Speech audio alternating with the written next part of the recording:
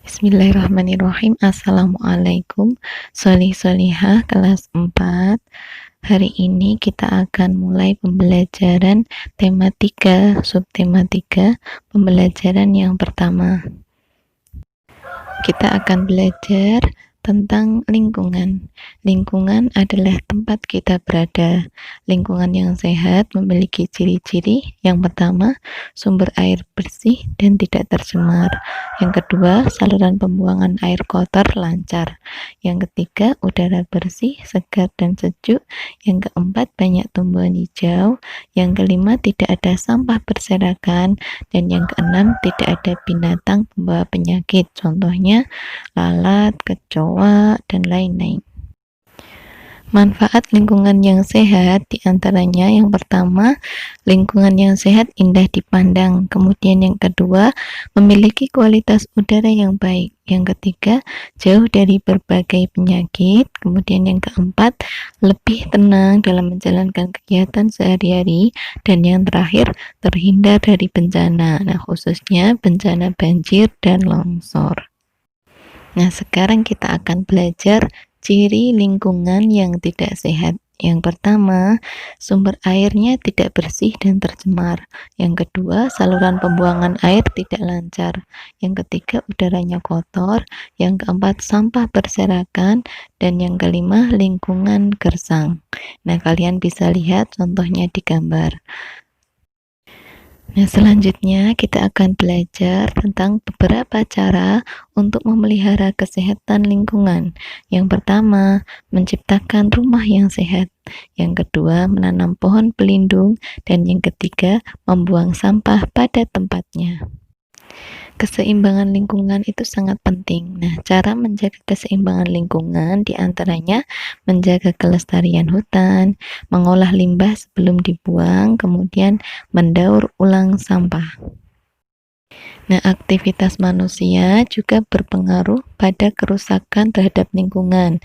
Nah, bentuk kerusakan yang ditimbulkan oleh aktivitas manusia diantaranya yang pertama terjadinya pencemaran udara, air, tanah, dan suara. Kemudian terjadinya banjir, kemudian terjadinya tanah longsor. Ulah manusia yang secara langsung maupun tidak langsung berdampak pada kerusakan lingkungan diantaranya penebangan hutan secara liar, kemudian perusakan hutan, pemburuan hewan liar, pembuangan sampah sembarangan, kemudian pemanfaatan sumber daya alam secara berlebihan, dan penggunaan bom ikan dan pembuangan limbah ke laut. Nah, selanjutnya kalian buka halaman 96. Nah, apakah perbedaan kedua tanaman itu? Nah, tentunya tanaman yang kiri itu layu, kemudian tanaman yang kanan itu tumbuh dengan subur. Nah, tentunya manfaat jika kita merawat tanaman dengan baik, itu tanaman akan tumbuh dengan subur. Sebaliknya, jika kita tidak merawat tanaman tersebut, tanaman akan layu, kemudian akan mati. Selanjutnya, perhatikan gambar 3.12. Gambar manakah yang menunjukkan hewan yang terawat? Nah, di situ sudah ada tulisan di bawahnya. Hewan yang terawat itu yang cirinya yang gemuk, kemudian bersih, kemudian makannya banyak ya. Dan sebelahnya hewan yang tidak terawat itu ada hewan-hewannya yang mengerumuni seperti lalat, kemudian hewannya kurus, sapinya kurus, kemudian kotor. Itu tadi perbedaan antara tanaman, kemudian hewan yang terawat, dan tanaman dan hewan yang tidak terawat. Maka dari itu, Ananda semua di rumah yang punya tanaman, punya hewan peliharaan, silahkan dirawat dengan baik agar tanamannya subur. Kalau hewan ya hewannya gemuk, kemudian sehat. Selanjutnya kalian buka halaman 98. Di situ ada bacaan berlibur di desa kakek dan nenek. Nah, itu ada 1, 2, 3, 4. Ada 4 paragraf, silakan kalian baca terlebih dahulu. Nah, setelah kalian baca, kita akan belajar menulis karangan dengan membuat kerangka karangan terlebih dahulu. Nah, perhatikan temanya dari bacaan tadi, pengalaman menyenangkan. Judul, berlibur di desa kakek dan nenek. Nah, pokok-pokok isi karangan, paragraf yang pertama, suasana di desa. Kemudian paragraf yang kedua, hewan dan tumbuhan yang dipelihara kakek dan nenek. Yang ketiga, hewan lain yang dipelihara penduduk desa.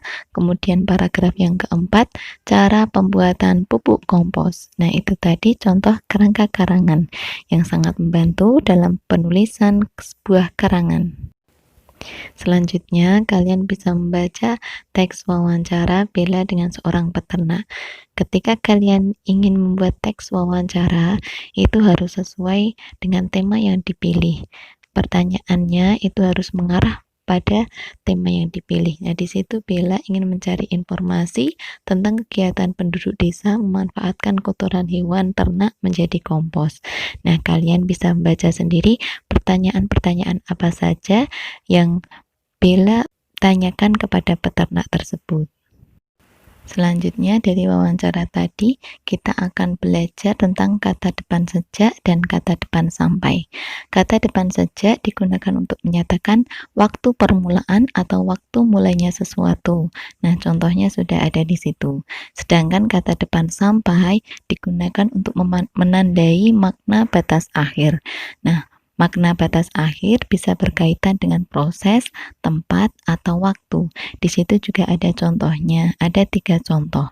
Contoh yang pertama itu menandakan makna batas akhir yang berhubungan dengan proses.